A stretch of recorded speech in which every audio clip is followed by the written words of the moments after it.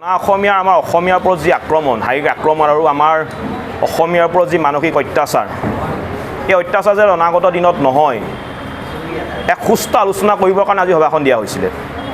কিন্তু সভাখনত আজি শিৱসাগৰৰ মাত্ৰ 30জনমান অনা অসমীয়া ব্যৱসায়ী ইয়াত উপস্থিত থাকিলে শিৱসাগৰত 2000তকৈ অধিক কিন্তু অনা অসমীয়া দোকান আছে আৰু তেওঁলোকে আমাৰ সভাখনৰ প্ৰতি যি তেওঁলোকৰ আমাৰ নিমন্ত্ৰণ এই নিমন্ত্ৰণক তেওঁলোকে অৱজ্ঞা কৰিলে এক প্ৰকাৰে ক'বলৈ গ'লে তেওঁলোকে আমাৰ অসমীয়াৰ লগত এখন যুদ্ধ হোৱাটো বিচাৰে যিহেতু আপোনালোকে জানে যে তেওঁলোক এটা ৰাজনৈতিক দলৰ শক্তিৰে বলিয়ান হৈ আছে আৰু এতিয়া শিৱসাগৰত আমাৰ অসমীয়া মানুহখিনিক সম্পূৰ্ণভাৱে নিষেধ কৰিবলৈ তেওঁলোকে চেষ্টা কৰিছে গতিকে আজিও আমি সভাখনৰ শিৱসাগৰ জিলাৰ প্ৰায় 30টা জাতীয় জনগোষ্ঠীয় দল সংগঠনৰ লগতে শিৱসাগৰ জিলাখনৰ লগত জড়িত হৈ থকা বিভিন্ন ক্ষেত্ৰৰ লগত জড়িত হৈ থকা শ আপোনাৰ ব্যক্তি আজি সভাখনত উপস্থিত হয় আৰু আমি অতি কঠোৰভাৱে কেইটামান আমি সিদ্ধান্ত গ্ৰহণ কৰিবলৈ আমি বাধ্য হৈছোঁ গতিকে আমাৰ প্ৰথমটোৰ প্ৰস্তাৱ হৈছে যে আজিৰ তাৰিখৰ পৰা যদি কোনোবা অনা অসমীয়া বা বহিৰাগত ব্যক্তিয়ে আমাৰ অসমৰ অসমীয়া থলুৱা যুৱক যুৱতীৰ ওপৰত যদি শাৰীৰিকভাৱে আক্ৰমণ কৰিবলৈ হয় মানসিকভাৱে অত্যাচাৰ কৰিবলৈ হয় বা অসমৰ অসমীয়া ভাষা কলা কৃষ্টি সংস্কৃতিৰ ওপৰত যদি অপমান কৰিবলৈ হয় উপলুঙাসূচক মন্তব্য দিবলৈ হয় তেতিয়াহ'লে তেনেধৰণৰ বহিৰাগত বনিয়া তেনেধৰণৰ অসমীয়া অনা অসমীয়া ব্যৱসায়ী প্ৰতিষ্ঠান সম্পূৰ্ণৰূপে বন্ধ কৰি দিয়াৰ লগতে তেওঁলোকে তালি টোপোলা বান্ধি নিজৰ ঠাইলৈ যাবগৈ লাগিব ইয়াত আৰু ব্যৱসায় কৰিবলৈ দিয়া নহ'ব প্ৰথম আমাৰ প্ৰস্তাৱ দ্বিতীয় প্ৰস্তাৱটো হৈছে যিসকল আমাৰ থলুৱা অসমীয়া ব্যক্তিয়ে খিলঞ্জীয়া অসমীয়াৰ লোকৰ ওপৰত আক্ৰমণ হোৱা দেখিও তেওঁলোকে বদনৰ ভূমিকা গ্ৰহণ কৰে তেওঁলোকে অনা অসমীয়া আৰু বহিৰাগত পক্ষ লয় তেনেধৰণৰ থলুৱা অসমীয়া ব্যক্তিক সম্পূৰ্ণৰূপে সামাজিকভাৱে বৰ্জন কৰা হ'ব 3 নম্বৰটো হৈছে যিসকল অনা অসমীয়া বহিৰাগত ব্যৱসায়ী আজি আমাৰ নিমন্ত্ৰণ ৰক্ষা কৰি আমাৰ সভাত উপস্থিত নহ'লে 24 ঘণ্টাৰ ভিতৰত তেওঁলোকে শিৱসাগৰবাসী অসমবাসী ৰাইজৰ ওচৰত ক্ষমা খুজিব লাগিব অন্যথা আমি তেওঁলোকৰ ব্যৱসায়িক প্ৰতিষ্ঠান অনিৰ্দিষ্টকাললৈ আমি বন্ধ কৰি দিবলৈ বাধ্য হ'ম 4 নম্বৰ আজিৰ তাৰিখৰ পৰা আজি সভা এটা সিদ্ধান্ত গ্ৰহণ কৰিছে যে আজিৰ তাৰিখৰ পৰা অসমত আৰু শিৱসাগৰত বিশেষকৈ শিৱসাগৰত কোনো অনা অসমীয়া বা বহিৰাগত সম্প্ৰদায়ে তেওঁলোকৰ সম্প্ৰদায়ৰ নামত দল সংগঠন খুলি ইয়াত দপদপনি চলাব নোৱাৰিব তেওঁলোকে অসমীয়া জাতিৰ অসমীয়া ভাষা কলা কৃষ্টি সংস্কৃতিৰ উত্তৰণৰ কাৰণে যদি কাম কৰিব বিচাৰে অসমত থকা অসমীয়া থলুৱা জাতীয় জনগোষ্ঠীয় দল সংগঠনসমূহৰ লগত একত্ৰিতভাৱে কাম কৰক কিন্তু বেলেগকৈ তেওঁলোকৰ সম্প্ৰদায়ৰ নামত ইয়াত সংগঠন খুলি ইয়াত দপদপনি চলাব নোৱাৰিব 5 নম্বৰ হৈছে আজিৰ তাৰিখৰ পৰা শিৱসাগৰত থকা অসমত থকা প্ৰতিখন ব্যৱসায়িক প্ৰতিষ্ঠানত ডাঙৰকৈ তেওঁলোকৰ নাম ফলকসমূহ অসমীয়া ভাষাত লিখিব লাগিব 6 নম্বৰটো হৈছে আজিৰ তাৰিখৰ পৰা শিৱসাগৰত থকা অসমত থকা যিসকল ব্যৱসায়িক গোষ্ঠী বহিৰাগত বনিয়া অনা অসমীয়াই তেওঁলোকৰ ব্যৱসায়িক প্ৰতিষ্ঠানত মনে মনে আজিও তেওঁলোকে বহিৰাজ্যৰ পৰা গামোচা আনি বিক্ৰী কৰি আছে সেইসমূহ ব্যৱসায়িক প্ৰতিষ্ঠানত আমাৰ সংগঠনৰ লৰাই গৈ তদন্ত কৰিব আৰু যেতিয়াই হাতলিতে ধৰা পৰিব সেইদিনাখনৰ পৰা তেওঁলোকৰ ব্যৱসায়িক প্ৰতিষ্ঠান সম্পূৰ্ণৰূপে বন্ধ কৰি দিয়া হ'ব 8 নম্বৰ হৈছে শিৱসাগৰ জিলাত বসবাস কৰা প্ৰতিজন থলুৱা অসমীয়া ব্যক্তিয়ে তেওঁলোকৰ মাটি বাৰীকে ধৰি যিকোনো সম্পত্তি কোনো কাৰণতে কেইটামান টকাৰ লোভত বহিৰাগত ব্যক্তি বা অনা অসমীয়াক বিক্ৰী কৰিব নোৱাৰিব। যদি কোনোবা অসমৰ থলুৱা ব্যক্তিয়ে কেইটামান টকাৰ কাৰণে তেওঁলোকৰ মাটি সম্পত্তি বহিৰাগত হাতত বিক্ৰী কৰে, অনা অসমীয়া হাতত বিক্ৰী কৰে আমি খবৰ পাওঁ, তেনেকুৱা অসমীয়া ব্যক্তিক আমি সামাজিকভাৱে বৰ্জন কৰা হ'ব। গতিকে আজি সভাই এইকেইটা মূল আমি প্ৰস্তাৱ গ্ৰহণ কৰিছোঁ। লগতে আৰু এটা আমি সিদ্ধান্ত লৈছোঁ যে যিবিলাকৰ পিতৃ মাতৃয়ে যিটো গোচৰ ইতিমধ্যে দিছে, সেই গোচৰটোৰ অনাগত দিনত চলাই নিবৰ কাৰণে যিমানখিনি আইনী ব্যৱস্থাৰ কাৰণে যিমানখিনি ধনৰ প্ৰয়োজন হ'ব, সেই সমুদায় ধন শিৱসাগৰ অসমৰ জাতীয় জনগোষ্ঠীয় দল সংগঠন শিৱসাগৰবাসী ৰাইজে বহন কৰিব। অতি ব্যস্ততাপূৰ্ণ এটা অঞ্চল বাবুপট্টিত আমাৰ এজনী খিলঞ্জীয়া থলগিৰি জীয়াৰী, যি পাঞ্জাত ৰাষ্ট্ৰীয় পৰ্যায়ত গোল্ড মেডেল পাবলৈ সক্ষম হৈছিল, সেই জীয়াৰীগৰাকীক কেইজনমান দুষ্ট প্ৰকৃতিৰ ব্যৱসায়ীয়ে, অনা অসমীয়া ব্যৱসায়িক গোষ্ঠীৰ কেইজনমান প্ৰতিনিধিয়ে দিন দুপৰতে ৰাস্তাৰ মাজত চুচৰাই তেখেতক প্ৰহাৰ কৰে, তেখেতৰ বস্ত্ৰ ফালি দিয়ে আৰু তেখেতৰ অন্তৰ্ভাগ পৰ্যন্ত ফালি দিয়া আমাৰ দৃষ্টিগোচৰ হৈছিল। গতিকে সেই কথাটোত আমি শিৱসাগৰৰ সকলো দল সংগঠন, শিৱসাগৰৰ সচেতন ৰাইজ উদ্বিগ্ন হৈ পৰিছিলোঁ আৰু সেই বিষয়টোৰ গুৰুত্বতা বুজি যে অসমত খিলঞ্জীয়া থলগিৰি ৰাইজৰ ওপৰত অনা অসমীয়াই কিদৰে আক্ৰমণ কৰিছে, সেই বিষয়টোৰ গুৰুত্বতা বুজি আজি এখন আমি সভা আয়োজন কৰিছিলোঁ।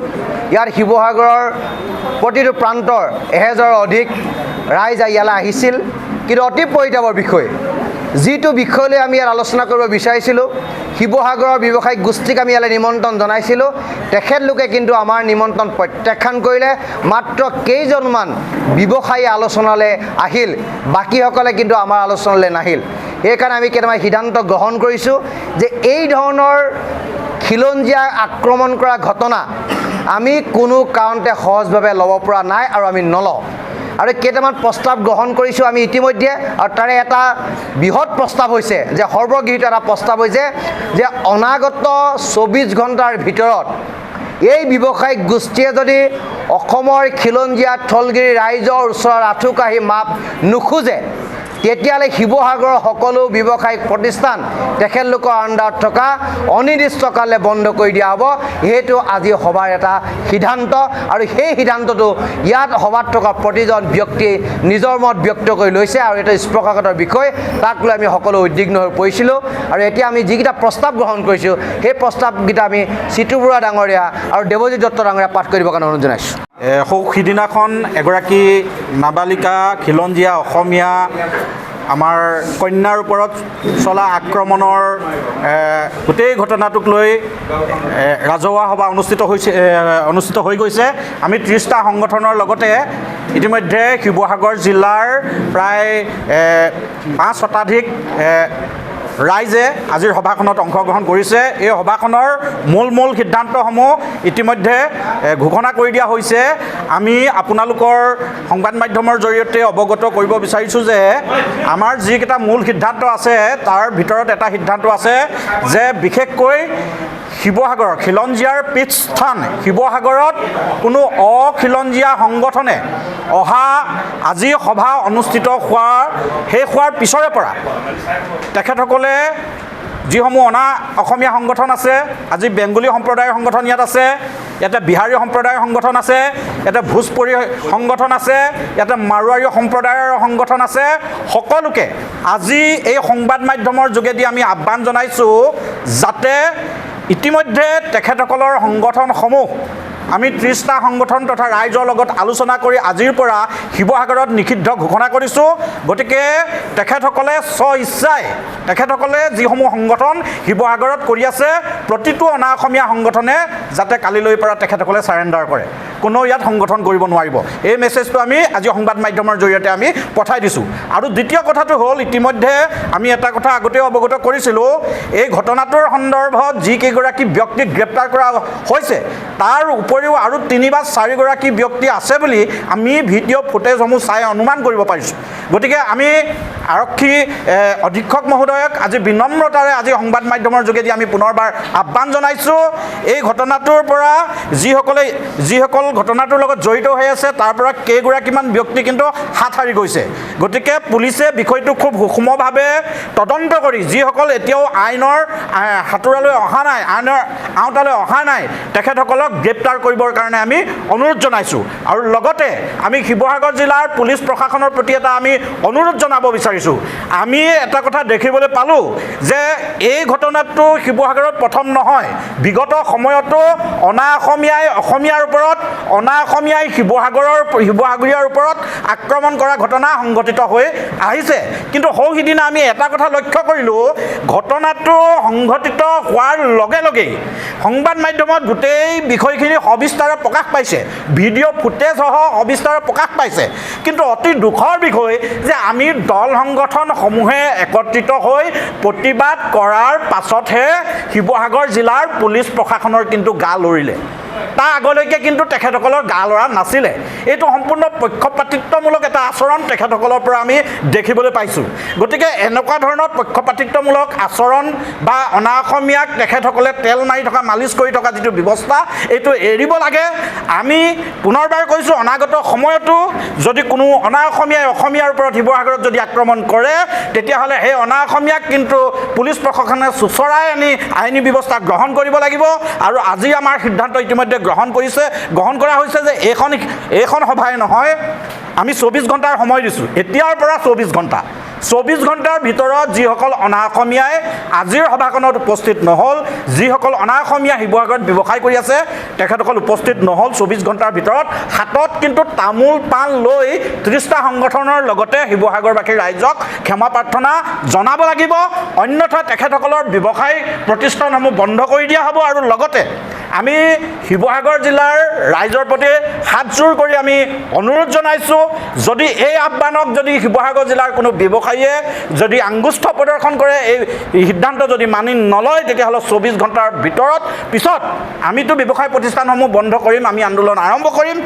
তাৰ লগে লগে শিৱসাগৰবাসী ৰাইজে সেই ব্যৱসায়ী প্ৰতিষ্ঠানসমূহৰ নামসমূহ আমি ৰাজহুৱা কৰি দিম। যিসকলে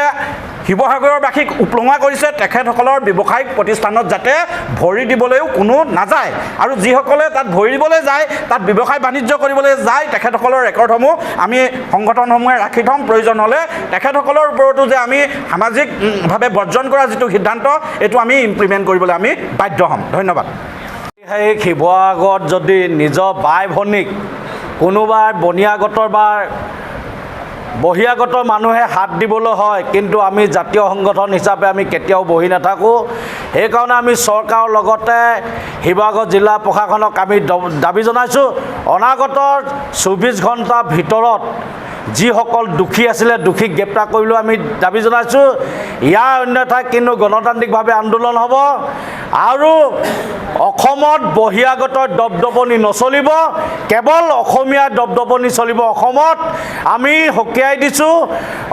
আমাৰ নিজৰ বাই ভনীক যদি কোনোবা বহিৰাগতই যদি হাত দিবলৈ হয়, কিন্তু হাত ভাঙি দিয়া হ'ব, স্পষ্ট কথা।